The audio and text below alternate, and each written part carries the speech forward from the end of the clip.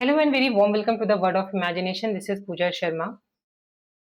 यह जैसे कि एग्जाम का मौसम चल रहा है तो यहाँ पे हम एमसीक्यूज क्वेश्चंस पे ज्यादा फोकस करने वाले हैं। चैप्टर वाइज एमसीक्यूज करेंगे, इसके साथ प्रीवियस ईयर क्वेश्चंस करेंगे जिससे हमारा बेस रेडी हो। चूंकि अभी एग्जामिनेशन का टाइम है, इस वजह से it is completely use to go chapter by chapter in detail.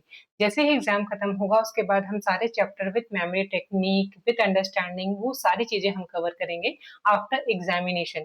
अभी हमारा प्राइम फोकस है PYQs as well as chapter wise MCQs.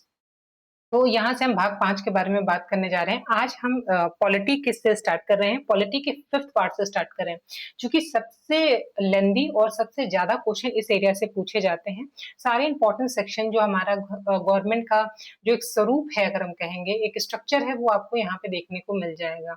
यहाँ पे आप प्रेसिडेंट भी देखोगे, लोकसभा राज्यसभा, ये सारा एरिया जो है वो भाग 5th कवर करता है, इसलिए बहुत बड़ा सेगमेंट भी है और मोस्ट इम्पोर्टेंट एरिया भी है इंडियन पॉलिटी का। तो इसलिए हम यहाँ से स्टार्ट कर रहे हैं। भाग 5 का कौन सा हिस्सा भाग 5 संविधान का कौन सा हिस्सा है? क्या ये राज्य से संबंधित है, संघ से संबंधित है, स्थानीय निकाय से संबंधित है और न्यायपालिका से संबंधित है? राज्य से संबंधित, राज्य का हमारे इंडियन कॉन्स्टिट्यूशन का पार्ट 6 या भाग 6वां जो है वो हमारे राज्य से संबंधित है और हमारा आंसर बी हो जाएगा। ये संघ से संबंधित है, हमारी सेंट्रल गवर्नमेंट पूरी इसके अंदर आती है।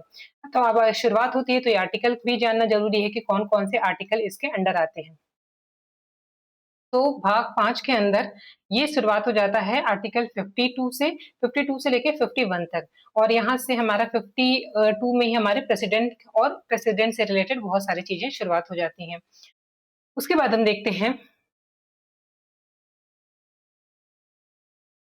अनुच्छेद 52 में क्या प्रावधान है। इसमें उपराष्ट्रपति के बारे में नहीं, राष्ट्रपति के पद के बारे में है, संसद के गठन के बारे में है और राज्य के प्रशासन के बारे में तो नहीं। उपराष्ट्रपति के पद के बारे में नहीं है। उपराष्ट्रपति का पद आप 63 में देखोगे।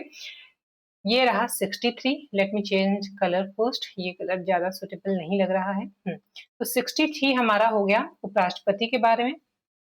52 हमारा हो गया भारत का एक राष्ट्रपति होगा, ये हमारा 52 में मिलेगा। और उसके बाद संसद का गठन है तो ये है आपको मिल जाएगा 79 में, जिसमें बताएगा कि संसद किस किस के साथ होगा। ये होगा, ये होंगे, इसमें हमारे प्रेसिडेंट होंगे और लोकसभा और राज्यसभा, तो इन तीनों से मिलकर हमारा संसद या पार्लियामेंट बनेगा। उसके बाद क्वेश्चन नेक्स्ट पर आ जाते हैं। अनुच्छेद 53 में क्या व्यवस्था है? तो संसद की शक्ति, राष्ट्रपति की कार्यपालिका शक्ति, न्यायपालिका शक्ति या राज्य की शक्ति। संसद की शक्ति नहीं, राष्ट्रपति के बारे में ही है। जैसे कि हमने कहा कि 52 में भारत का एक राष्ट्रपति होगा, इसके बारे में बात करी गई है। जस्ट उसके बगल में ही 53 में बोला गया है कि राष्ट्रपति जो होगा वो कार्यपालिका का औपचारिक रूप से प्रधान होगा। औपचारिक प्रधान मतलब शुरुआत में तो राष्ट्रपति को बहुत सारी पावर दी गई थी, बट पॉलिटिकल इश्यूज के साथ पॉलिटिकल एजेंडा इम्प्लीमेंट हुआ और कॉन्स्टिट्यूशन में बदलाव किए गए और राष्ट्रपति को सिर्फ एक औपचारिक, एक फॉर्मल पोस्ट प्रोवाइड कर दी गई, जिसमें आप सो कॉल्ड आपको लगेगा कि उसके पास पढ़ने में कि राष्ट्रपति के पास सारी पावर है, उसके साइन के बगैर कुछ नहीं होगा, लेकिन उसकी सारी शक्ति कहीं ना कहीं पपट की तरह पीछे से प्रधानमंत्री और मंत्रिपरिषद के हाथों में होती है। तो जैसा वो सजेशन देगा उसे करना होगा।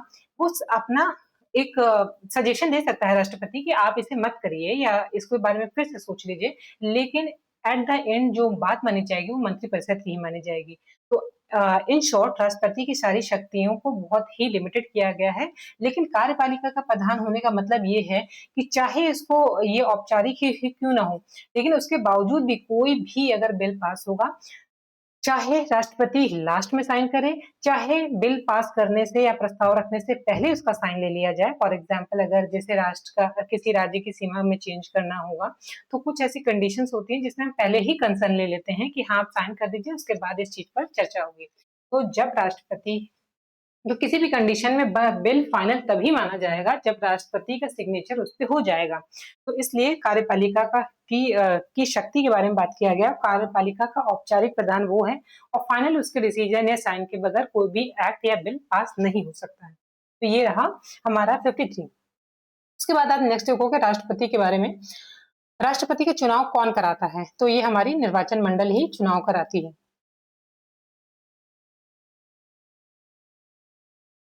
नेक्स्ट क्वेश्चन है, अनुच्छेद 56 की कार्यकाल अवधि कितनी है? अनुच्छेद 56 में राष्ट्रपति की कार्य अवधि कितनी है?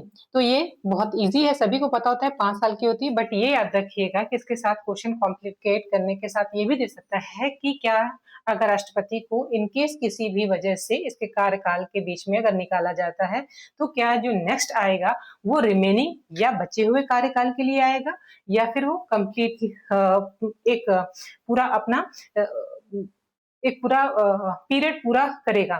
तो इसकी राष्ट्रपति के केस में स्पेशल ये कंडीशन लगती है कि अगर कोई राष्ट्रपति मान लीजिए 4.5 साल के कंडीशन में वो उसको निकाल दिया गया, 4.5 ईयर में उसको निकाल दिया गया, तो इस कंडीशन में से क्या करना होगा, जो नेक्स्ट राष्ट्रपति आएगा उसको पूरे 5 साल के लिए आएगा, वो बचा खुचा एरिया या पार्ट कवर करने नहीं आएगा। इन केस किसी वजह से राष्ट्रपति नहीं रहता है, मान लीजिए खुदा ना खास्ता कोई भी अगर दुर्घटना हो जाती है या किसी वजह से राष्ट्रपति इंडिया में ही नहीं है, बाहर गए हुए हैं, तो ऐसे कुछ कंडीशन में अगर वो अपने पद पर नहीं बैठे हैं और कोई भी स्पेसिफिक या बहुत इंपॉर्टेंट डिसीजन लेना है, तो उस वजह से उस टाइम पर उस फेज में जब वो सीट खाली होगी, तो उपराष्ट्रपति जो राज्यसभा का चेयरपर्सन होता है उसको वो पोस्ट दे दी जाएगी। तो ऐसे कंडीशन में राज्यसभा के चेयरपर्सन को ही, राष्ट्रपति को ही राष्ट्रपति की पदवी दे दी जाती है कुछ समय के लिए, उस टाइम पीरियड के लिए। और अगर इन केस अगर डेथ हो जाती है, कुछ ऐसी कंडीशन हो जाती है, वो नहीं रहते हैं, तो जब तक नया चुनाव नहीं हो जाता तब तक उपराष्ट्रपति ही पद संभालता है। राष्ट्रपति का पद पुनर्निर्वाचन का प्रावधान है? नहीं है, हाँ केवल एक बार है, हाँ कोई सीमा नहीं है, और केवल विशेष परिस्थितियों में। तो विशेष परिस्थितियों में तो ऐसा है नहीं है, नहीं है की बात हम नहीं कह सकते। जब भी हम लोग राष्ट्रपति के बारे में आर्टिकल्स पढ़ते हैं तो 52, 53, 54, इसी में आपको एक आर्टिकल मिलेगा 57। 57 में इसको बात मेंशन किया गया है कि एक राष्ट्रपति बनने के बाद वो दोबारा भी आ सकता है, लेकिन कहीं भी ये मेंशन नहीं किया गया कि कितनी बार आ सकता है। तो ये मेंशन है कि दोबारा, हाँ ये दोबारा हो सकता है। पद पुनर्निर्वाचन का प्रावधान है, तो हाँ है कि वो दोबारा हो सकता है। किस आर्टिकल में? आर्टिकल 57 में है, लेकिन कहीं भी ये मेंशन नहीं किया गया है कि अगर तीसरी बार या एक दो से ज्यादा बार से वो कर सकता है नहीं। Hold a minute.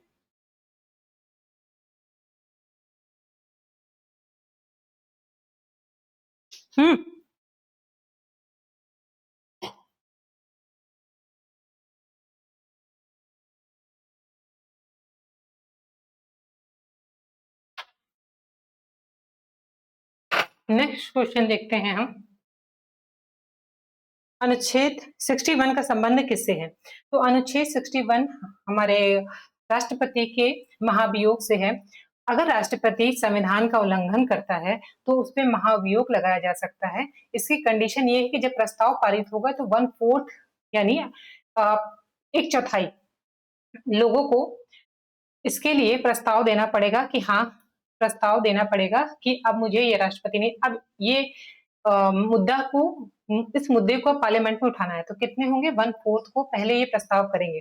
देखिए ये ऐसा नहीं है कि किसी भी आज मंत्री का मन किया कि आज मेरा मूड नहीं कर रहा, आज मैं खाना खाने में जाना है, डिनर पे जाना है या आज फला से मिलना है, तो आज हम ऐसा करते हैं, काम रोक देते हैं संविधान का और राष्ट्रपति पर केस डाल देते हैं या फिर ये कह देते हैं कि इसका महाभियोग लगा के इसको हटाइए। ऐसा नहीं है। अगर कोई ऐसा कांड हुआ है या काम हुआ है जिसकी वजह से राष्ट्रपति या कोई भी संवैधानिक पद इस तरह के कंडीशन में आता है, तो उसपे कुछ मैक्सिमम लोगों का, कम से कम 1/4 लोगों का कंसर्न चाहिए होता है कि हाँ, इस मुद्दे पे बात करें कि नहीं, कि हम सारा मुद्दा छोड़ के कोई एक कह दिया या दो कह दिया तो हम, या कोई अपोनेंट पार्टी का कह दिया कि नहीं मन नहीं कर रहा आज काम करने का, चलो राष्ट्रपति पे महाभियोग चला जाए। ऐसा नहीं है। 1/4 पहले प्रस्ताव देगा और ये बहुत ही बड़ा पद है, तो इसलिए 2/3 समझ रहे हैं? 2/3 मतलब ये हो गया कि अगर इसको 3 पार्ट है, आप अगर ये मेंबर्स के 3 पार्ट हैं, तो कम से कम इतना पार्ट तो ये डिसाइड करना चाहिए कि हाँ, अब इस राष्ट्रपति को हमें नहीं चाहिए, इसने संविधान का उल्लंघन किया है, इसलिए इसको हटाइए।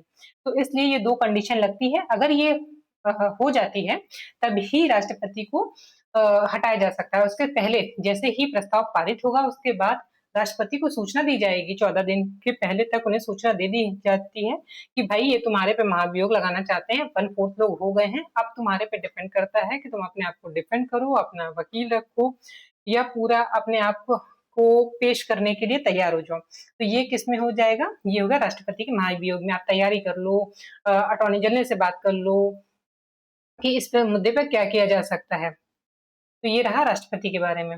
राष्ट्रपति का महाभियोग किस आधार पर किया जाता है? तो ये अभी हम लोगों ने बात कर ली थी, संविधान का उल्लंघन करता है तो इस कंडीशन में राष्ट्रपति पे महाभियोग लगाया जा सकता है। क्वेश्चन 10 देखते हैं। अनुच्छेद 58 में राष्ट्रपति बनने की योग्यता क्या है? क्या 35%? बहुत ध्यान से देखिएगा।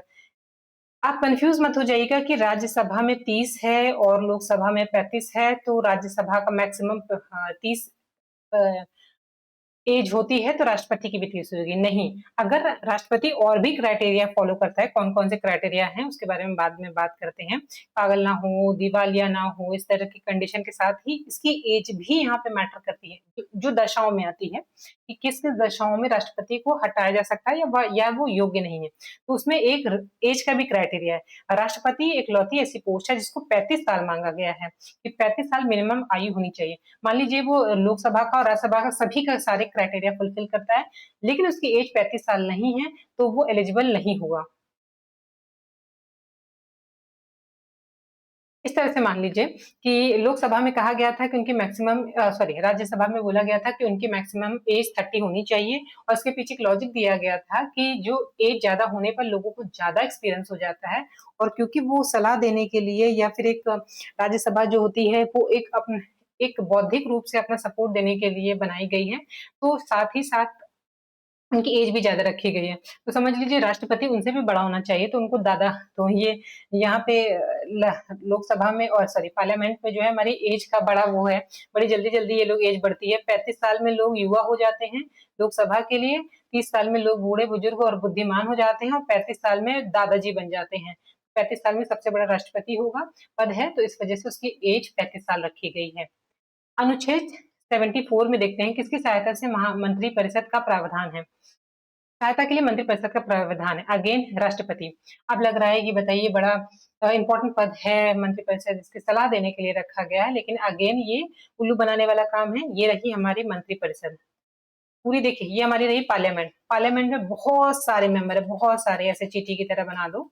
अब इनके नंबर्स तो आप जानते हैं। मेन हम बात करते हैं उसमें से कुछ मंत्री परिषद बनाए जाएंगे और मंत्री परिषद का हेड जो होगा वो होगा प्रधानमंत्री। इन सारे मंत्री को अलग अलग डिपार्टमेंट दिए जाएंगे, आप उसके हेड हैं। इसके साथ उप मंत्री भी मिलेंगे, ये सब चीजें बात की बात है। अभी मेजर चीजें देखिए, इसके साथ इन सब का काम क्या है कि ये रहे हमारे राष्ट्रपति को सलाह देना। तो तुम आके कान में कोई भी बता सकता है या कलेक्टिवली बता सकता है या ये प्रधानमंत्री से कहकर ये बता सकते हैं, स्पेशली प्रधानमंत्री के थ्रू ही जाती है मंत्रिपरिषद का कोई भी सजेशन डायरेक्टली के होने की जगह पे प्रधानमंत्री के थ्रू किसको दिया जाता है? राष्ट्रपति को दिया जाता है। क्यों? क्योंकि प्रधानमंत्री उसका अध्यक्ष होता है, उसकी अध्यक्षता में ही मंत्रिपरिषद चलती है। तो ये कान में आके कह सकता है कि मुझे चाहिए 25 किलो चॉकलेट। तो अब राष्ट्रपति के सामने ये चुनौती आ गई कि बताओ 25 किलो चॉकलेट ये लेके क्या करेंगे, इतना छोटा सा मंत्रिपरिषद है। या 700 किलो चॉकलेट चाहिए हमें, तो राष्ट्रपति कहेगा कि प्लीज ऐसा करो ना, एक बार फिर से सोच लो, इतना क्या करोगे, नुकसान होगा, वेट बढ़ जाएगा। तो फिर अगर ये बात पहुंचाएगा प्रेसिडेंट या हमारे नॉट प्रेसिडेंट, हमारे प्राइम मिनिस्टर पहुंचाएंगे मंत्रिपरिषद तक, इनके बैठक में बात होगी, फिर से सोच लो इतनी चॉकलेट क्या करेंगे, नुकसान कर जाएगी। लेकिन मंत्रिपरिषद गुस्सा गए, नहीं हमें चॉकलेट चाहिए ही चाहिए। और मिलती है कितने की? 74 रुपए की तो आती है। 74 मतलब अनुच्छेद 74 में 74 रुपए की तो आती है। हमें चॉकलेट चाहिए, चॉकलेट चाहिए, चॉकलेट चाहिए। अब जब ये जिद आ गई है तो ये जब सुझाव जाएगा अगेन प्रेसिडेंट के पास, तो अब वो बाध्य है बेचारा कि अब उसे ये बात माननी ही पड़ेगी। तो आप कहोगे कि पॉकेट वीटो लगा देगा। तो पॉकेट वीटो में भी जब इस तरह की औपचारिक पोस्ट बनाई गई है तो कहीं ना कहीं पॉलिटिकल दबाव होता है कि पॉकेट वीटो को भी वो बहुत अच्छे से यूज नहीं कर सकता है। तो इन शॉर्ट वो एक पपेट की ही तरह जनरली यूज किया जाता है। तो ये रहे हमारे प्रेसिडेंट, ये सो कॉल इनको पावर दी गई है। और जब इनको विवेकाधिकार की भी बात करेंगे कि इनको खुद से सोचना होगा, वो भी संविधान में लिख गया है, लिख के बता दिया गया कि तुम्हें खुद से क्या सोचना है। जैसे कि मम्मी माँ बाप कहते हैं कुछ लोगों के कि आपको ये आपको छूट है कि आपको जो बनना है लाइफ में बनिए, लेकिन देखिए तरीका ये है कि आप ये पहले स्कूल क्वालिफाई करेंगे, फिर ग्रेजुएशन करेंगे, ग्रेजुएशन में ये सब्जेक्ट लेंगे और उसके बाद आपको इस डायरेक्शन में जाना है। तो बच्चे की खुद की चॉइस कहाँ रही, उसका खुद का टैलेंट, उसका खुद की क्यूरियोसिटी जिस भी फील्ड में उसको उसको दबा दिया गया और उसके दिमाग में इम्पोज कर दिया गया, हाँ तुम ही हो और तुम्हें ही डिसाइड करना है। वैसे ही प्रेसिडेंट के भी विवेकाधिकार की शक्ति, अभी इसके बारे में भी हम आगे बात करेंगे। विवेकाधिकार की शक्ति दी तो गई है और दी क्या गई है, मान लीजिए कि अगर पार्लियामेंट में मान लीजिए कि पूरा पार्लियामेंट है और किसी वजह से लोकसभा में अपनी सीट सब लोग प्रूव नहीं कर पाते, जो पार्टी जीती है वो बहुमत से नहीं है, तो लोग उसकी राष्ट्रपति की ये विवेकाधिकार है कि प्रधानमंत्री उस पार्टी का जिसके मैक्सिमम सीट्स हैं लेकिन बहुमत में नहीं है, उससे ये कह सके कि देखो सुनो, एक काम करो, 30 दिन के अंदर अपना बहुमत प्रूफ करो, इधर उधर से खींचो, उनको पैसा दो, उनको मिला लो, लेकिन किसी तरह से बहुमत पेश करो। अगर आपने बहुमत नहीं पेश किया तो हम आपको यहाँ तब ये चुनाव रद्द हो जाएगा और फिर से चुनाव कराएंगे। तो किस बात की विवेक का अधिकार, ये तो संविधान ने बता दिया कि आपको जो ज्यादा वोट पाने वाली पार्टी है उसके मुखिया से आपको ये बोलना है कि आप अपना अपना बहुमत साबित करें। तो इन केस अगेन आप देखते हो कि हर जगह सो कॉल्ड पावर दी गई है लेकिन वो यूजलेस दिखाई देती है। राष्ट्रपति के बारे में यहाँ पे देख लिया, 74 में इसकी सहायता के लिए मंत्रिपरिषद बनाया गया लेकिन वो बाध्य है उनकी सलाह को फॉलो करने के लिए, और वो केवल सिर्फ सुझाव दे सकता है कि आप इसमें पुनर्विचार कर लीजिए। नेक्स्ट, राष्ट्रपति को शपथ कौन दिलाता है, तो ये है थर्ड गार्ड से होता है। राष्ट्रपति को शपथ मुख्य न्यायालय के न्यायाधीश दिलाते हैं। तो ये रहे राष्ट्रपति की पोस्ट और ये बहुत ही सम्मानित दोनों पोस्ट हैं। तो राष्ट्रपति के पोस्ट और ये है सुप्रीम कोर्ट के जो चीफ जस्टिस हैं, चीफ जस्टिस ऑफ इंडिया, ये इनको शपथ दिलाते हैं और ये इनको शपथ दिलाते हैं। अनुच्छेद 75 में मंत्रियों की नियुक्ति कौन करता है, तो 13 में मंत्रियों की नियुक्ति कौन करता है, प्रधानमंत्री नहीं, ये अध्यक्ष होता है। संसद नहीं, संसद पूरी बैठ के नहीं करती। इसका फाइनल ये किसके अंदर होता है, राष्ट्रपति की, फाइनल साइन राष्ट्रपति के अंदर होता है। ये पावर किसके पास होती है, राष्ट्रपति को होती है। लेकिन ये मंत्रिपरिषद उत्तरदायी किसके लिए होगा, अगर आपसे ये पूछता तो राष्ट्रपति के लिए नहीं, ये लोकसभा के लिए उत्तरदायी होगा। समझिए ऐसा क्यों है, हमारे यहाँ पे एक लोकतांत्रिक देश बनाया गया है, तो हर कोई किसी को राइट दिया गया है कि आपको फंडामेंटल राइट्स भी हैं, बहुत सारे राइट्स हैं, आपको ये राइट दिए जाते हैं। बट इतना बड़े देश में कोने इतने बड़े छोटे से पार्लियामेंट तक ये मुद्दा पहुंचाना कि किसका क्या मुद्दा है, किस गांव, किस कुलचे, किस गली में क्या इशू हो रहा है, ये सब पहुंचाने का काम हर कोई तो जाके कह नहीं सकता कि पूरी दुनिया, पूरी इंडिया ही जाके बैठ जाए संसद में। तो कुछ रिप्रेजेंटेटिव हर एरिया से बनाकर भेज दिए जाते हैं चुनाव के जरिए, कि चुनता कौन है, जनता ही चुनती है, कहते हमारा मुद्दा ले जाके यहाँ पे बता दो। तो कुछ सर्टेन सीट बना दी गई है और वो जाकर बैठकर उनके मुद्दे उठाते हैं। तो ये रहा पूरा लोक सभा का पूरा प्रोसेस। इस तो अब हम ये क्यों कह रहे हैं, इसके बारे में बात क्यों कर रहे हैं, क्योंकि राष्ट्रपति तो इसकी नियुक्ति तो करता है, क्योंकि औपचारिक प्रधान होगा, इसके साइन के बगैर कुछ नहीं होगा। लेकिन इन द एंड जो ये यहाँ पे लोकसभा में बैठे लोग हैं, जो रिप्रेजेंटेटिव ऑफ पब्लिक हैं, उन लोगों को वो रिस्पॉन्सिबल होते हैं अपने पब्लिक के लिए, और पब्लिक के ही सारे मेंबर यहाँ पुलिंदे अगर जो बोलेंगे वो आके बैठे रहते हैं कहाँ पर, पार्लियामेंट में। तो ये किसके लिए उत्तरदायी होंगे, लोकसभा के लिए उत्तरदायी होंगे, ना कि राष्ट्रपति के लिए या फिर किसी और के लिए। तो किसके लिए राष्ट्र उत्तरदायी होते हैं, लोकसभा के प्रति उत्तरदायी होते हैं कौन, मंत्रिपरिषद। और उसकी नियुक्ति कौन करता है, राष्ट्रपति। उसका अध्यक्ष कौन होता है, प्राइम मिनिस्टर या प्रधानमंत्री। प्रधानमंत्री की नियुक्ति कौन करता है, तो वो भी राष्ट्रपति ही करेगा। देखिए इसका प्रोसेस क्या है कि ये पूरी पार्लियामेंट है, पार्लियामेंट से जिसने जितने भी जीते उसमें से एक मेंबर ऐसा होगा जो उनका मुखिया होगा, और इसी को ही राष्ट्रपति प्रधानमंत्री बनाता है। मंत्रियों में भी प्रधान, तो वो प्रधानमंत्री बन गया। अब मंत्रिपरिषद किसके प्रति उत्तरदायी होती है, तो ये हो गया, ये भी हम इसके बारे में बात कर रहे थे, लोकसभा के प्रति उत्तरदायी होती है। क्यों होती है, इसके बारे में लोगों ने डिस्कस कर लिया है ऑलरेडी। अनुच्छेद 76 में किस पद का उल्लंघन है, अनुच्छेद 76 में एक्सट्रीमली सॉरी, उल्लेखन है ना कि उल्लंघन। आई मीन 76 में अटॉर्नी जनरल की नियंत्रक एवं महालेखा दैट इज कैग सीएजी, इनकी 148 में है। वित्त आयोग नहीं, लोकपाल नहीं। तो ये इनका डिस्कशन कहां पर किया गया है? 76 में अटॉर्नी जनरल ऑफ इंडिया। अब समझिए, कोई भी जो इंसान जिसके ऊपर एजुकेशन का क्राइटेरिया नहीं लगाया है, हर कोई एक सर्टेन योग्यता के बाद वो जाकर पार्लियामेंट में बैठकर अपने मुद्दे, अपनी बातें, जनता की बातें रख सकता है। और ये लगाना जरूरी भी है, क्योंकि ये एजुकेशन, फॉर्मल एजुकेशन जो हमें दी जाती है, that is not the criteria to prove that you are capable enough to represent your people. ये जरूरी नहीं है कि आप जो फॉर्मल एजुकेशन में आज तक जो पढ़ते आए हो, उसके बाद आपने इतना सीख लिया है कि किस तरह से आप राजनीति को हैंडल कर सकते हो। तो इस वजह से, या फिर अपने लोगों को का प्रतिनिधित्व कर सकते हो, इसलिए हर जगह के मौका दिया जाता है कि आप हर तबके के लोगों को आप रिप्रेजेंट कर सको पार्लियामेंट में। अब इस कंडीशन में जब कोई जो फॉर्मल एजुकेशन लेकर नहीं आया, जो लॉ और इन सब चीजों को नहीं जानता है, और ह्यूमन ब्रेन की एक लिमिट होती है, वो हर चीज को नहीं जान सकता है, इसलिए एक्सपर्ट दिए जाते हैं। इसलिए यहाँ पर भी अटॉर्नी जनरल एक एक्सपर्ट दिया जाता है जो लॉ का, उसको बहुत अच्छी नॉलेज रहती है। तो जो अब अगर लीगल, क्योंकि अब सारी चीजें तो लीगल होंगी, भले ही किसी कोई भी रिप्रेजेंटेटिव बन सकता है, लेकिन चीजें तो लीगल तरीके से की जाएंगी।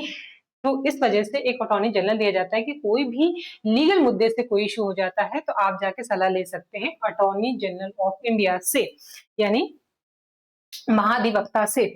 इस कंडीशन में अगर महाधिवक्ता, ध्यान दीजिएगा, महाधिवक्ता अगर इनको कोई सलाह देता है, सपोज ये है हमारे प्रेसिडेंट और ये रहे हमारे महाधिवक्ता, ये इनके कान में जाके कोई सलाह देते हैं, तो ये सुन तो सकते हैं क्योंकि उसको भाई जानकारी है, लेकिन ये बाउंड नहीं है कि तुम इनकी सलाह मानेंगे ही। तो याद रखिएगा, मंत्रिपरिषद के लिए बाउंड है, इसे सुझाव दे सकते हैं कि तुम्हें ये मुद्दा ठीक नहीं है, तो पुनर्विचार कर लो, कुछ चेंजेस कर दो, ये सुझाव ये मंत्रिपरिषद को दे सकते हैं। लेकिन उनके लिए बॉन्ड है कि अगर वो दोबारा अड़ जाएगा कि नहीं तो मेरी बात मानो, यही होगा यही होगा यही होगा, तो प्रेसिडेंट को गिव अप करना पड़ेगा। लेकिन अगर अटॉर्नी जनरल ने कोई सलाह दी है तो ये बाध्य नहीं है, और ये लॉजिकल भी है कि अटॉर्नी जनरल एक मदद करने के लिए रखा गया है कि अगर कोई लीगल केस फंस जाए या कोई भी ऐसा मुद्दा हो जाए जो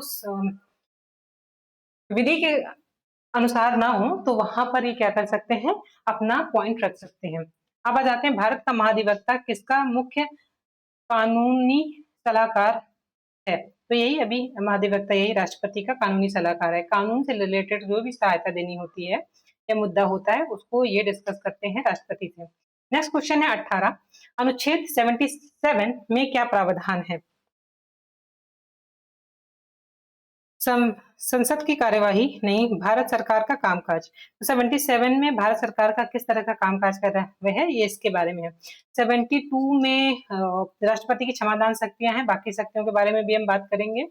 और इसके सिवा राष्ट्रपति की क्षमादान शक्तियां, विवेका अधिकार, और फिर आपातकालीन शक्तियां जब हम आपात के बारे में बात करेंगे, कब 352 लगता है, 352 लगता है तो 358 अपने आप ही स्वतः ही इम्प्लीमेंट हो जाता है। इसके बाद यहाँ पे आप फिर 359 में भी देखोगे आपके राष्ट्रपति के अधिकार है कि 20 और 21 यानी प्राण और दैहिक स्वतंत्रता, ये वाले जो 20 और 21 में आते हैं, इनको छोड़कर वो, और डिटेक्शन से रिलेटेड जो चीजें होती है उनको छोड़कर, वो किसी भी फंडामेंटल राइट जो कि बाध्य हैं वो देने ही देने हर इंसान को। लेकिन अगर मान लीजिए कि देश पे संकट आया है और लोगों ने अटैक कर दिया, मैं यहीं पर ही उसको डिस्कस कर लेती हूँ, बहुत सारे पावर के बारे में भी बात करेंगे, नेक्स्ट चैप्टर में इसी को डिस्कस करेंगे कौन कौन सी पावर्स हैं। तो जब मान लीजिए देश पे खतरा है, यहाँ पे अटैक हो रहा है, लोगों ने यहाँ पे चारों तरफ से गोलियांबारी करने शुरू कर दी, तो यहाँ पे जो जनता के लोग हैं, नहीं हमको तो बोलने का अधिकार है, हम बोलेंगे इस पे, हमको घूमने का अधिकार है, हम तो जाएंगे घूमने, ताजमहल पे अटैक हो रहा है, हम ताजमहल के अंदर खाना खाने जाएंगे, तो या यहाँ बस जाएंगे, यहाँ पे रहने लगेंगे, ये तो मेरा अधिकार है भारत का। तो इस ऐसी कंडीशन में 2 थप्पड़ लगा के घर में बैठाया जा सकता है, या थाने में डाला जा सकता है कि अभी मामला गड़बड़ है, अभी थोड़ी देर शांत होकर घर में बैठ जाओ, वरना धर लिए जाओगे। तो कोई भी फंडामेंटल राइट 20 और 21 को छोड़कर प्राण दैविक स्वतंत्रता डिटेक्शन से रिलेटेड लॉ को छोड़कर बाकी सारी चीजें इम्प्लीमेंट हो जाए, बाकी सारी फंडामेंटल राइट को भी 359 को यूज करके प्रेसिडेंट रोक सकता है। तो ये इसलिए आंसर नहीं होगा यहाँ पे। तो 77 में क्या है, 77 में भारत के सरकार की काम काज के बारे में वर्णन किया गया है। अब आते हैं अनुच्छेद 78 में प्रधानमंत्री का कर्तव्य के बारे में। न्यायालय की नियुक्ति करना, राष्ट्रपति का को आवश्यक जानकारी देना, चुनाव कराना या रक्षा नीति बनाना।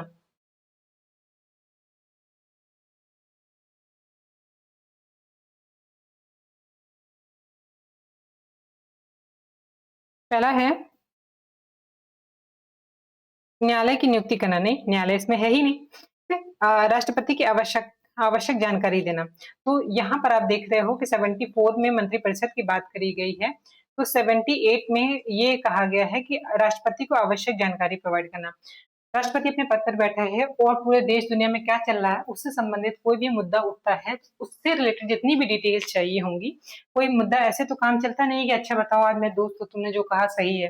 तो इसलिए अगर कोई भी लीगल मुद्दा होता है तो सलाह मांगी जाती है, फाइल्स मांगी जाती है, किस डिपार्टमेंट का मुद्दा है, सारे इश्यूज ले आओ। सपोज नदी से रिलेटेड कोई मुद्दा हो गया, नदी विवाद हो गया, तो सारी डिटेल लेकर आओ, या अयोध्या विवाद हो गया, ये तो वैसे कोर्ट का मसला हो गया, लेकिन मान लीजिए कोई से रिलेटेड लॉ बनता है या वाक से रिलेटेड कोई लॉ बनता है, तो उसके रिलेटेड जो बैकग्राउंड चाहिए होगा, हिस्टोरिकल बैकग्राउंड चाहिए होगा, उसके जो प्रोफेसर होंगे या कौन सी बुक्स होंगी जो प्रूव करती हैं कि पर्टिकुलर लैंड किसी की है, इन सब के बारे में अगर कोई भी जानकारी चाहिए होगी या इससे रिलेटेड कोई कानून बनना होगा, ऐसा कोई भी मुद्दा होता है, तो राष्ट्रपति को जानकारी कौन देगा, आवश्यक जानकारी प्रोवाइड करना होगा, प्रधानमंत्री का कर्तव्य होगा। ये 78 में दिया हुआ है।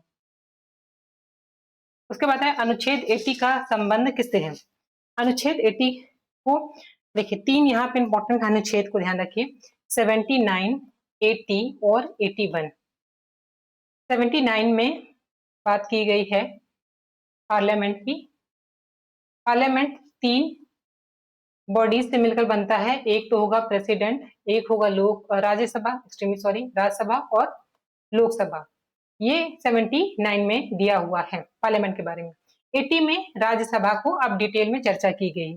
81 में लोकसभा के बारे में बात की गई, किसकी संख्या कितनी होंगी, कितने मेंबर बैठेंगे आके इसमें, इसका पूरा चुनाव होता है, पूरी जनगणना होने के बाद डिसाइड होता है कि इतने लाख पर एक सीट होगी। ये सब हम लोग उस वाले मुद्दे में करेंगे। अभी आप देखिए, ये पूरा प्रोसेस होके बाद ही डिसाइड होता है कि कितने लोगों पर कितने लोग, कितने सांसद रिप्रेजेंटेटिव होंगे। तो इसका हो गया, फिर इसका चुनाव विधि हो गया, और उसका प्रोसेस क्या होगा, चुनाव की विधि और उसका प्रोसेस, किस प्रोसेस से इन लोगों को बनाया जाएगा, इन सब के बारे में आपको 81 में डिटेल में दिया होगा। फिर राज्यसभा के बारे में 80 में इसमें इन सब चीजों के बारे में डिटेल दिया होगा। साथ में ध्यान रखिएगा, लोकसभा के बारे में एक और कंडीशन लगती है कि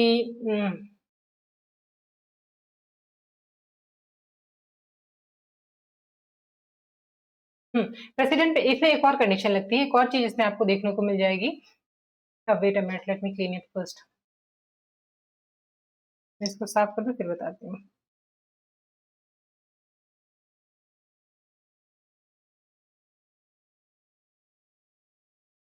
जब राष्ट्रपति, हमारे राष्ट्र, इसी में मैं आपको आर्टिकल, नोट आर्टिकल, मैं संशोधन के बारे में बात कर लूं। संशोधन 69 में राष्ट्रपति के चुनाव के बारे में भी आपको इसी में मिल जाएगा। जब राष्ट्रपति का चुनाव होता है तो इसमें सारे मनोनीत मनोनीत मतलब सेलेक्टेड मेंबर जो होते हैं, किसके, लोकसभा के और राज्यसभा के, इनके सारे इलेक्टेड मेंबर, क्योंकि इसमें 12 इसमें सेलेक्टेड भी होते हैं। लोकसभा में भी सीट थी लेकिन अब उसको मर्ज कर दिया गया है, तो 12 लोग कहाँ हो जाते हैं, राज्यसभा में। प्रेसिडेंट मनोनीत करता है, किस किस कंडीशन पे, आर्ट में, साइंस में, इन सब बेस पर उसको मनोनीत करने के लिए अधिकार है किसी राष्ट्रपति को। लेकिन सोचिए क्यों ऐसा किया गया है। मान लीजिए स्पोर्ट्स में सचिन तेंदुलकर गए, तो ऐसे तो हम हर एरिया से लोगों को बुला रहे हैं कि आप चुनाव लड़िए और आके अपना रिप्रेजेंट करिए लोगों को। लेकिन समझिए कुछ कला जगत के लोग जो इन सब चीजों में इन्वॉल्व नहीं है, कला जगत में, चाहे वो स्पोर्ट्स हो गया, एजुकेशन फील्ड हो गई, तो ये सब लोग एक्टिव नहीं है सोशली बहुत ज्यादा, लेकिन इन ये सबसे हमारी धरोहर भी है। तो अगर स्पोर्ट्स के एरिया में, एजुकेशन के एरिया में, किसी भी कला क्षेत्र में जो भी है, अगर किसी को अपने या फिर आप ये देख लीजिए जैसे बॉलीवुड के लोग यहाँ पे बन जाते हैं, वो इसी के अंडर आते हैं। तो ये सब कला जगत है, ये लोग अगर आके अपने मुद्दे रखेंगे, क्योंकि इन्हें भी प्रमोट करना है, अपने मुद्दे रखने के लिए, रिप्रेजेंट करने के लिए भी कोई ना कोई चाहिए होता है।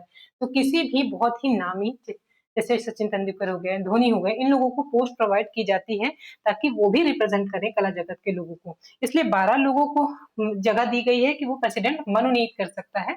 एक सीट 12 रिजर्व कर दी गई है कि इस जगह से अगर कोई किसी को जरूरत है तो आप यहाँ पर दे सकते हैं। लेकिन क्योंकि ये प्रेसिडेंट मनोनीत करता है, इसलिए ये गेम खेल सकता है, मैनिपुलेट कर सकता है अपने निर्वाचन में। इसलिए इन लोगों को राष्ट्रपति के निर्वाचन में पार्टिसिपेट करने का कोई अधिकार नहीं है कि किसी भी तरह से गड़बड़ झाड़ा ना हो, हमारे गुप्त रूप से हम चुनाव हो करा जा सके। तो इसलिए पहले तो समझिए ये इन लोगों को नहीं पार्टिसिपेट करने दिया जाता है। कौन रहता है? लोकसभा और राज्यसभा के मनोनीत यानी सिलेक्टेड मेंबर ही यहाँ पे पार्टिसिपेट करते हैं। अब इसके साथ में सोचिए राज्यसभा में राज्य स्तर पर भी दो गवर्नमेंट होती हैं, एक असेंबली होती है और एक होता है परिषद होता है। तो जो यहाँ पर होती है असेंबली को हिंदी में क्या बोलते हैं? राज्य राज्यसभा और राज्य परिषद। जो राज्यसभा होती है और राज्य परिषद होती है, तो परिषद तो हर जगह होती नहीं है, तो इस वजह से परिषद को पार्टिसिपेट नहीं करना होता। ध्यान रखिए कौन है और कौन नहीं है, ये भी ध्यान रखिएगा। लेकिन लेकिन जब ये लोग पार्टिसिपेट करेंगे तो इसके साथ ही आर्टिकल 70 आर्टिकल 69 में जो कि संशोधन नॉट आर्टिकल संशोधन 69 को 1990 में इंट्रोड्यूस किया गया था। इसमें दिल्ली और पुदुचेरी पुदुचेरी इन दोनों में विधानसभा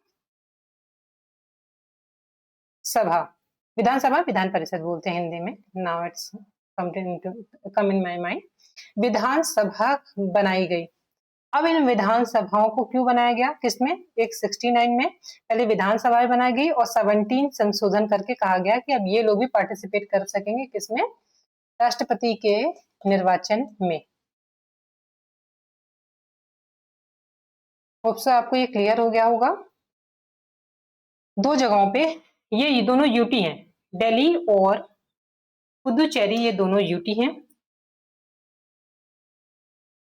क्यों नहीं रहा कंप्लीटली? दिल्ली और पुदुचेरी दोनों यूटी हैं और इनको वेट अ मिनट। अब इनका पार्टिसिपेशन, क्योंकि वो हमारे न्यू दिल्ली हमारी कैपिटल भी है इंडिया की, इस वजह से इन्हें इन्वॉल्व करना जरूरी है राज्यसभा के प्रेसिडेंट के निर्वाचन में। इसलिए मैंडेटरी था कि इन दोनों को मिलाया जाए। इन दो कंडीशन में 69 पे पहले फिर से मैं बता दे रही हूँ, 69 तो 1919 में एक संशोधन किया गया था जिसके द्वारा दिल्ली और पुदुचेरी को के में एक विधान सभा बनाई गई थी, और अगेन 70 संशोधन 1990, उसी समय 1990 में एक संशोधन करके दोनों की विधानसभा होने की वजह से, क्योंकि विधान परिषद वाले तो हो नहीं सकते तो विधान परिषद वाले हट गए, लेकिन इन दोनों में विधानसभा होने की वजह से अब ये लोग पार्टिसिपेट कर सकते हैं प्रेसिडेंट के इलेक्शन में। होप सो ये सब क्लियर हो गया होगा।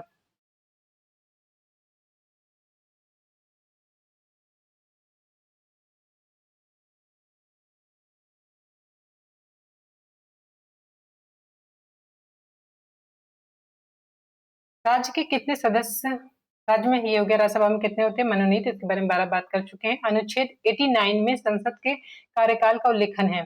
ये संसद का 5 साल का कार्यकाल होता है और एक स्पेशल कंडीशन जब आपातकालीन लग जाती है स्थिति तो उसमें 6 महीने करके इसको बढ़ाया जा सकता है।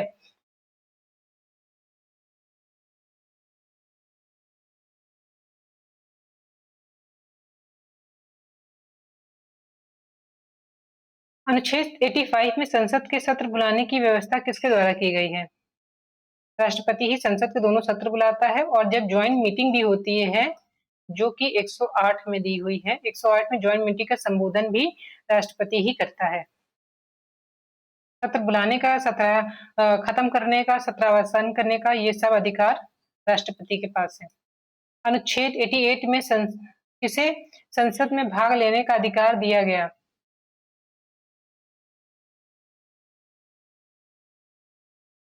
प्रधानमंत्री को, राज्यपाल, अधिवक्ता और नियंत्रक एवं महालेखा परिषद। इसके बारे में हम लोग बात कर चुके हैं। ये 148 में है। महाधिवक्ता, तो इसका सही आंसर क्या है? महाधिवक्ता, जो अटॉर्नी जनरल ऑफ इंडिया है, वो 88 में इसको मेंशन किया गया है। वो संसद में पार्टिसिपेट कर सकता है। आप समझिए, संसद में कोई मुद्दा चल रहा है, उसका एक लीगल पॉइंट ऑफ व्यू से भी अभी हम लोगों ने बात की है कि रिप्रेजेंटेटिव जो होते हैं वो मैंडेटरी नहीं है कि उनके पास इतनी इंफॉर्मेशन या लीगल नॉलेज हो। उसके लिए हमें जरूरत पड़ती है अटॉर्नी जनरल ऑफ इंडिया और उनके जो उनके सहयोगी होते हैं, उनके असिस्टेंट होते हैं, उन सबकी जरूरत पड़ती है। अब इस कंडीशन में मान लीजिए कोई मुद्दा पार्लियामेंट में डिस्कस हो रहा है और लीगल पॉइंट ऑफ व्यू से सही है कि या नहीं, या उसमें कुछ चेंजेस किए जा सकते हैं, इसके लिए हमने एक seat attorney general of India को भी दे रखी है। ये बैठ सकते हैं, लेकिन इनको बोलने का, क्योंकि रिप्रेजेंटेटिव नहीं है, तो इनको, और ये हम एक डेमोक्रेटिक कंट्री में रहते हैं, रिप्रेजेंटेटिव नहीं है इसलिए बोल नहीं सकते हैं, लेकिन बैठना इसलिए जरूरी कि क्या मुद्दा चल रहा है, कोई लीगल पॉइंट ऑफ व्यू से सही गलत तो नहीं हो रहा है। इनका सजेशन अगर जानना हो तो ये मंत्रिपरिषद के थ्रू और प्रधानमंत्री के थ्रू या राष्ट्रपति को सलाह देने के लिए अगर बात करें तो ये सब कर सकते हैं ये, लेकिन इनको बोलने का अधिकार नहीं है। अनुच्छेद 148 के बारे में बात करें तो ये है अटॉर्नी जनरल ऑफ इंडिया। महाधिवक्ता नहीं, इसके बारे में ऑलरेडी बात कर चुके हैं। ये 148 में किसको दिया है? कैग। अब हमारे संसद में बहुत सारे बिल पास होते हैं, और उसी बिल के अकॉर्डिंग हमारे बजट डिसाइड होता है, एस्टिमेट बनता है, फिर उसके बाद बजट से हमारा बजट, या हम बजट एक काइंड ऑफ एस्टिमेट ही होता है, वो रखा जाता है पार्लियामेंट में। उसके अकॉर्डिंग ही यहाँ से धन निकाला जाता है। धन निकाल के उसके बाद इन्वेस्ट किया जाता है, लेकिन बहुत सारे कंडीशंस हो सकते हैं। जैसे कोई डिजायर्ड टाइम में अगर कोई प्रोजेक्ट पूरा नहीं हुआ और बाद में उसकी कमी पूरी की गई और फिर कॉस्ट बढ़ गया तो और पैसे की जरूरत पड़ेगी, या फिर जो पैसा गया है वो सही तरीके से यूज हुआ है कि नहीं, करप्शन में इन्वॉल्व है कि नहीं लोग, वो किस तरह से यूज हुआ, इन सब के लिए एक जांच समिति की तरह से एक ऑटोनोमस बॉडी, यानी जो किसी के अंडर नहीं आती है, वो बैठाई गई, that is CAG, controller and auditor general of India, that is CAG. CAG का काम है खर्चा हो जाने के बाद जा जाकर रिपोर्ट देखना है कि किस तरह से इन्वेस्टमेंट हुआ है या किस तरह से काम किया गया, किस ठेकेदार को दिया गया, कितना उसने यूज किया, कितना नहीं। तो ये सारी चीज आती है कैग के अंदर। और इनका इनका डिस्कशन किसमें किया गया? 148 में किया गया है। तो नियंत्रक एवं महालेखा परीक्षक की नियुक्ति कौन करता है और ये किसके अंडर आता है? तो ये राष्ट्रपति ही नियुक्त करता है। तो ये दोनों चीजें क्लियर होगी, 148 से एसोसिएटेड है और क्यों रखा गया है, ये दोनों बातें हम लोगों ने कर ली। अब अनुच्छेद, हाँ, और भी इसके बारे में ये भी इम्पोर्टेंट चीज है कि जब समितियां बनती हैं बहुत सारी, जैसे लोक लेखा समिति देखोगे और बहुत तरह की समितियां बनती है, उसको हम डिटेल में कर रहे होंगे, तब आप देखोगे कि उनको भी तो रिपोर्ट चाहिए होती है। वो एक एक कोने गली कुलचे जाके तो नहीं देखेंगे कहाँ पर कौन सा मुद्दा कैसा इन्वेस्ट हुआ है। तो इस वजह से सारी रिपोर्ट जो कैग बनाकर देता है, इस तरह के जो समितियां बनती हैं उसमें उसको रिप्रेजेंट किया जाता है। अब है 27 में है, 110 क्या है? ये धन विधेयक है, बहुत इजी सा क्वेश्चन है। संविधान संशोधन नहीं है। ये 368 में है। मंत्रिपरिषद नहीं है, इसको हम लोगों ने पहले, ये न्यायपालिका सब पहले हम लोग डिस्कस कर चुके हैं, न्यायपालिका इस पार्ट में नहीं है। मंत्रिपरिषद हमारा 74 में था। अनुच्छेद 123 में किसकी अध्यक्षता अध्यादेश जारी करने की शक्ति है? तो अध्यादेश जारी करने की शक्ति प्रधानमंत्री को नहीं, राष्ट्रपति को यस, उच्च न्यायालय को और लोकसभा के अध्यक्ष को नहीं। अब क्या होता है, मान लीजिए कोई कंडीशन ऐसी लग गई कि देश में इमरजेंसी आ गई, किसी तरह, हम आपातकालीन स्थिति की बात नहीं करें, किसी तरह का भी कोई मुद्दा है जिसको अभी डिस्कस करना बहुत जरूरी है। सबसे फाइनेस्ट एग्जाम्पल है, अभी मान लीजिए अचानक से वॉर हो गई या फिर पुलवामा अटैक हो गया या फिर किसी तरह का अटैक हो गया, किसी तरह का डिसीजन ऐसा लेना जो उसको अभी बात करना जरूरी है, जिसके बारे में, या उस पर डिसीजन लेना अभी पास करना जरूरी है। बाद में लोगों को अलग अलग, संसद दिन भर हमेशा तो पार्लियामेंट में बैठे नहीं होते हैं, अलग अलग सत्र होते हैं तब आते हैं। तो ऐसी कोई कंडीशन होती है तो सबको तो वेट नहीं कर सकते कि सब उठ के आए फिर मुद्दे पे डिस्कस करें, और ये तब तक तो बात हाथ से निकल जाएगी। इसलिए राष्ट्रपति को समझदारी के साथ ये अध्यादेश की शक्ति दे दी गई है कि को आप लॉ बनवा दो, जितने लोग हैं जो जरूरतों को देखते हुए, मंत्रिपरिषद को देखते हुए यहाँ पे लॉ बनवा दीजिए। और जब लॉ बन जाएगा तो उसको सिर्फ 6 महीने के लिए, ये नहीं है कि इसको मिस यूज कर लीजिए, 6 मंथ तक आप उसको इम्प्लीमेंट कर सकते हैं। और जैसे 6 महीने कंप्लीट हो जाते हैं वो अपने आप ही नल एंड वॉइड हो जाता है। अब इस मुद्दे को आप चाहो तो, अगर ये जरूरी है, कंटिन्यू करने की जरूरत है, तो इस तरह के मुद्दे को, अभी किसान वाला कुछ साल पहले बहुत ही इशू उठा था जो अध्यादेश के थ्रू ये लाया गया था, वो मुद्दा चलिए यहाँ का नहीं है, अभी हम उसके बारे में बाद में बात करेंगे। अभी हम देखते हैं ऐसी कोई भी कंडीशन हो जाती है कि 6 महीने के भीतर कोई भी सेशन चलता है। 6 महीने ही क्यों रखा गया, सोचिए, बहुत लॉजिकल सब चीजें बनाई गई हैं। अगर 6 महीने के बीच में एक सत्र, 2 सत्र के बीच में 6 महीने का मैक्सिमम गैप हो सकता है। जब एक सत्र चल रहा होगा तो 6 महीने के बीच में कोई ना कोई, जब भी अध्यादेश जारी किया होगा तो 6 महीने के भीतर भीतर कोई ना कोई सेशन लग जाएगा, उस सेशन में इस बिल को दोबारा रखा जाएगा। अगर मेजोरिटी के साथ वो बिल पास हो जाता है तो वेल गुड टू गो, तब वो आगे कंटिन्यू कर सकते हैं। अगर वो लोग डिनाई कर देते हैं कि सही नहीं है, हम नहीं मानेंगे, तो फिर उसके बाद वो अपने आप ही 6 महीने की दो तो बैरियर है ही, 6 महीने में अपने आप ही खत्म हो जाएगा। लेकिन बीच में अगर कोई सेशन बन गया और उसने कह दिया, सेशन शुरू हो गया और उसने वहां पे बहुमत नहीं मिला, तो इस कंडीशन में वो उसी समय ही खत्म हो जाएगा। तो ये रहा हमारा अध्यादेश की शक्ति, जो कि 123 में 123 में दी गई हुई है। अब है नेक्स्ट, राष्ट्रपति अध्यादेश किस स्थिति में जारी कर सकता है? जब संसद सत्र में ना हो, चुनाव की घोषणा के समय, न्यायालय बंद हो, राज्यपाल की सलाह पर। तो ये है, सीधा सा आंसर है, जब संसद सत्र में ना हो। नेक्स्ट है अनुच्छेद 108, राष्ट्रपति का शासन नहीं, संसद की संयुक्त बैठक। इसमें जब दोनों लोकसभा राज्यसभा कोई ऐसा मुद्दा जो इम्पोर्टेंट है वो हाईलाइट हो जाता है, या उस पर बात करना जरूरी होता है, या दोनों सभाओं से पास होने में दिक्कत होती है, तब ज्वाइंट सेशन बिठाकर, मतलब लोकसभा और राज्यसभा को दोनों को सेंट्रल हॉल में बिठाकर उस मुद्दे पर डिस्कशन किया जाता है और कोशिश किया जाता है कि वो सॉल्व आउट होकर कोई मुद्दे पर पहुंच जाए। तो ये रहा 108 में आपको मिल जाएगा। अनुच्छेद 105 में किस अधिकार का उल्लेखन है? संसद का, सांसदों का विशेषाधिकार, राष्ट्रपति की शक्तियां नहीं, इसके बारे में हम लोग बात कर चुके हैं, चुनाव प्रक्रिया नहीं, मंत्रिपरिषद का जवाबदेही नहीं। यह है संसद का, सांसदों का विशेषाधिकार। हर सांसद को, जो हमारे रिप्रेजेंटेटिव हैं, उनको विशेषाधिकार दिया गया है क्योंकि वो हमारे रिप्रेजेंटेटिव हैं। आप मान लीजिए कि कोई मुद्दा हो जाए और उनको विशेषाधिकार नहीं दिए जाए, जैसे कि उन पे कोई फौजदारी मुकदमा नहीं चला सकते जब वो सेशन में है, किस किस कंडीशन में लोग स्पीकर की परमिशन के बगैर उनको गिरफ्तार नहीं कर सकते। तो ऐसे बहुत सी विशेषाधिकार, इसके साथ ही बहुत सारे विशेषाधिकार दिए गए हैं ताकि कोई मिसयूज ना कर सके। एक नामी इंसान जो एक रिप्रेजेंटेटिव है वो संसद में जाके बैठा है, कोई पॉलिटिकल मुद्दे से, किसी गलत इंटेंशन से ये ना किया जाए कि उन्हें, उनके पद को डिस्टर्ब किया जाए कि इनको हटा दो, ये मुकदमा चला दो उन पे, तो उनको हटा दो, कोई इंपॉर्टेंट बिल चल रहा है। तो इसलिए उनको स्पेशल राइट्स दिए जाते हैं कि ड्यूरिंग योर सेशन आपको इस तरह से गिरफ्तार नहीं किया जाएगा, उनसे स्पीकर से परमिशन लेनी पड़ेगी, ये चीजें कंडीशन होंगी। इस तरह के विशेषाधिकार, बहुत सारे विशेषाधिकार दिए गए हैं। ये सब डिस्कस हुआ है 105 में। 105 रुपए देके ये लोग विशेषाधिकार ले लेते हैं। You can be remember like this. Bharat fifth का उद्देश्य क्या है? भारत फिफ्थ का उद्देश्य क्या है? राज्यों की शक्तियां, संघ की कार्यपालिका व्यवस्था स्थापित करना, राज्य को शक्तियां देना, संघ की कार्यपालिका व्यवस्था स्थापित करना। तो भाग 5 में हम देख चुके हैं, संघ की कार्यपालिका व्यवस्था को स्थापित करना। ये पूरा डिस्कशन हम लोगों ने भाग 5 में किया था और दिस इज द रीजन हम लोगों ने स्टार्ट किया है भाग 5 से, पार्ट 5 से, ताकि हम लोग मैक्सिमम एरिया कवर कर सकें। अनुच्छेद 79 में 79 में क्या प्रावधान है? संसद का गठन 79 में तो आप देख ही चुके हैं, अभी संसद के बारे में हम लोगों ने देख चुके हैं। 79 में संसद के बारे में है, 80 में लोकसभा और 81 में राज्यसभा के बारे में डिस्कशन किया गया है। अब संसद के अध्यक्ष अध्यक्ष कौन होता है?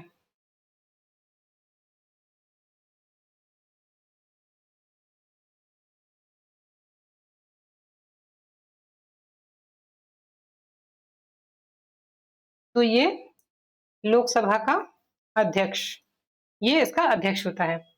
अनुच्छेद 71 में क्या व्यवस्था है? राष्ट्रपति के चुनाव का विवाद का निपटारा, न्यायालय की स्वतंत्रता, वित्तीय अनुशासन और विदेश नीति। राष्ट्रपति का चुनाव जो है चुनाव में विवाद अगर हो जाता है तो इसको 71 में सुप्रीम कोर्ट को ये पावर दी गई है कि इन केस अगर राष्ट्रपति का चुनाव से रिलेटेड कोई भी मुद्दा हो जाता है, घपला हो गया या किसी तरह से करप्शन इन्वॉल्व है या कोई भी इशू हो जाता है, तो इसको इसकी जांच करना, अगर ये मुद्दा उठ जाता है तो ये कहाँ जाएगा, कोर्ट में जाएगा, सुप्रीम कोर्ट में जाएगा और जो विवाद से निपटने के अधिकार किसके अंडर है, सुप्रीम कोर्ट में। ये हाई कोर्ट में या किसी और कोर्ट में नहीं ले जाया जा सकता है। अनुच्छेद 352 किससे संबंधित है, तो ये आपको बहुत ही इजी सा है, राष्ट्रीय आपातकाल से संबंधित है।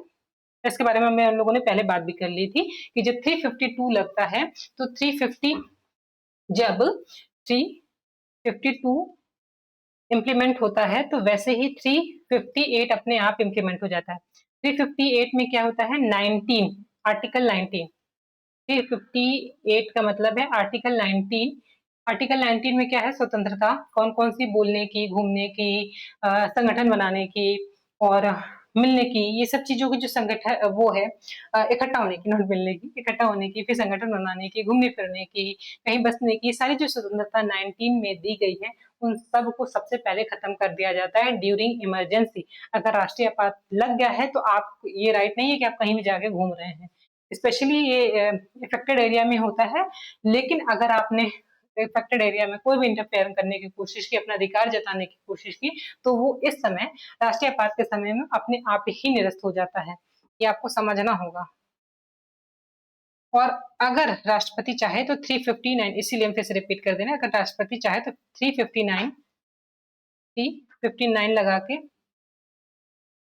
अगर राष्ट्रपति चाहे तो 359 लगा के 20 और 21 को छोड़ के जितने भी फंडामेंटल राइट्स दिए गए हैं सबको नल एंड वॉइड कर सकता है for that particular time phrase. मंत्रिपरिषद किसकी सहायता और सलाह देता है, मंत्रिपरिषद किसको सहायता और सलाह देता है, राष्ट्रपति को देता है। अगेन ये 20 का सही आंसर होगा। संविधान के अनुच्छेद 74 के अनुसार मंत्रिपरिषद की सलाह किससे बाध्य करती है, राष्ट्रपति को बाध्य करती है, इसके बारे में भी हम डिस्कस कर चुके हैं। और लास्ट क्वेश्चन है 40, भाग 5 का प्रभाव किस पर पड़ता है, केवल राज्य पर, संघीय ढांचे और प्रशासन पर, तो संघीय ढांचे और प्रशासन से ही रिलेटेड है ये मुद्दा, न्यायपालिका पर नहीं, ऐसा नहीं है, ये भी नहीं है, पंचायतों पर, ये पार्ट 9 में है, ये पार्ट 6 में है। तो इस तरह से हमारे 40 क्वेश्चन कंप्लीट होते हैं। नेक्स्ट में हम अभी भाग 5, अभी बहुत ही लंबा सेशन है, इसको भी हम और भी एरियाज जो हैं जैसे कि राष्ट्रपति की शक्तियां, लोकसभा राज्यसभा मेंबर, चुनाव, ये सारी चीजें हम डिस्कस करेंगे later. Till then take care, bye bye, मिलते हैं नेक्स्ट वीडियो में।